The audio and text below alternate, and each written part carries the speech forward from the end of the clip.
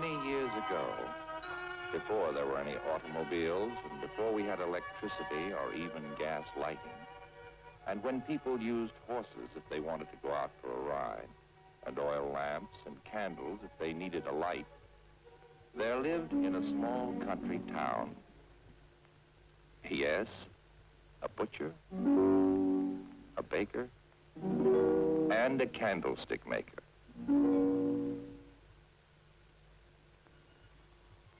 With just over a week to go before Christmas, the townspeople were busy indeed. And none more so than the candlemaker and his young son, Tom.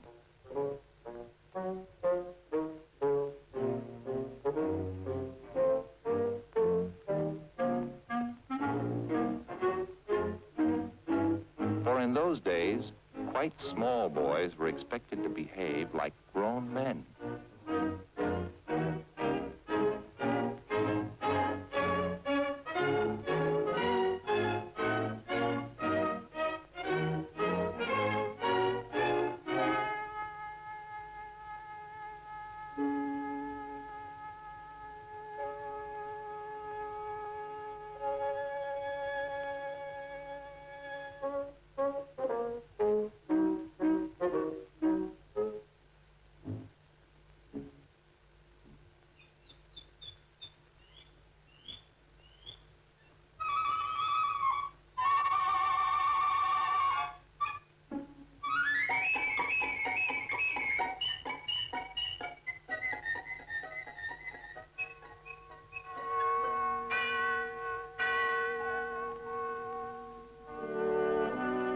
For years now, every Saturday at 4 o'clock, the candlemaker had been making the journey from his shop to the church across the square.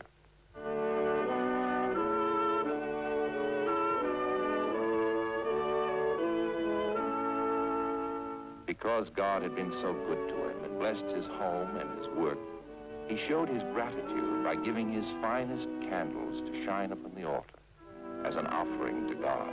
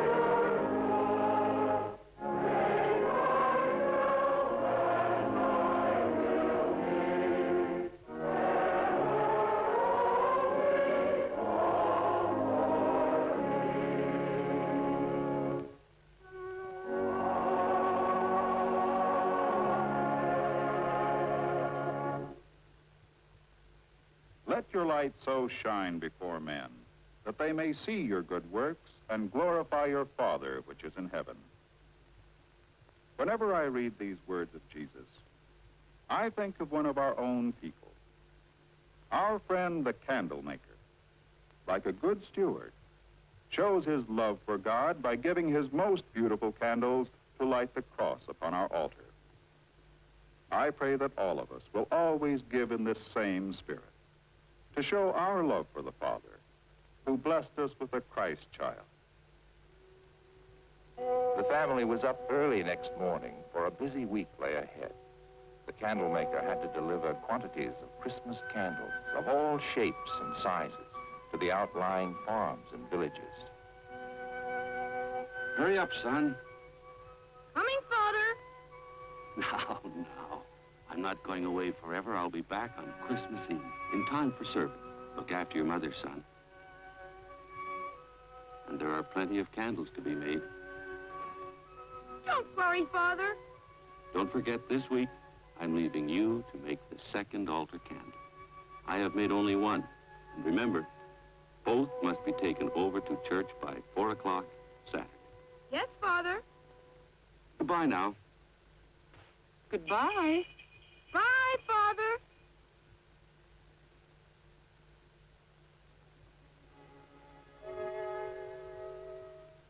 With his father away and his mother extra busy getting ready for Christmas, young Tom was in charge of the workshop, with the task of turning out many candles a day. And then there was the altar candle for the Christmas Eve service on Saturday.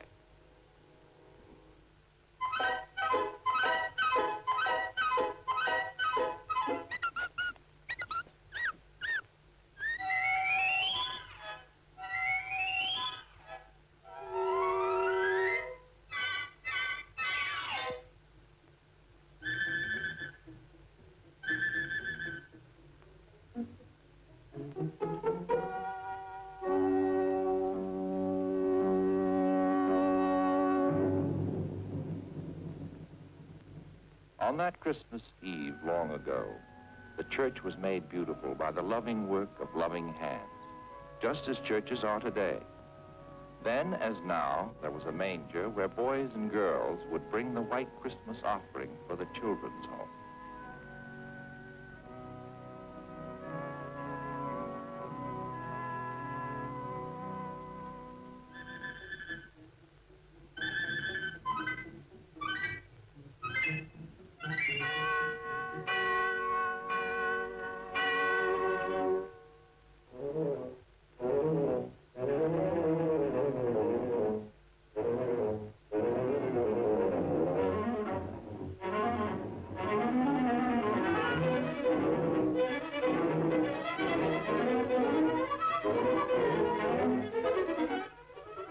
Tommy!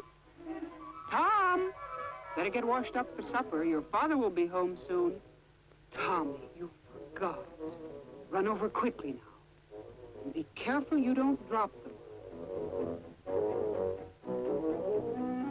I'm sorry I was late for the candles, Pastor. Never mind. You did do it. And just in time, too. Look who's coming.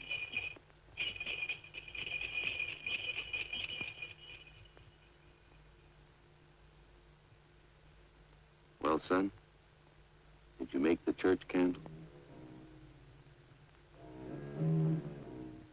Yes, Father.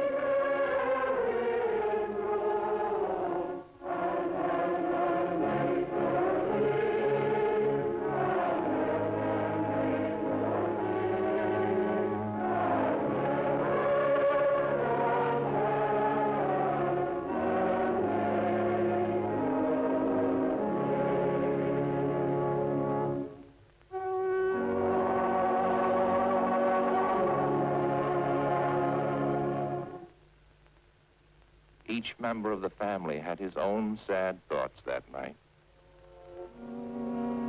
To think that a son of mine should make such a candle, a worthless candle that won't shine, and after all these years. Young Tom knew what his parents were thinking, that he had failed them, and that he had failed God.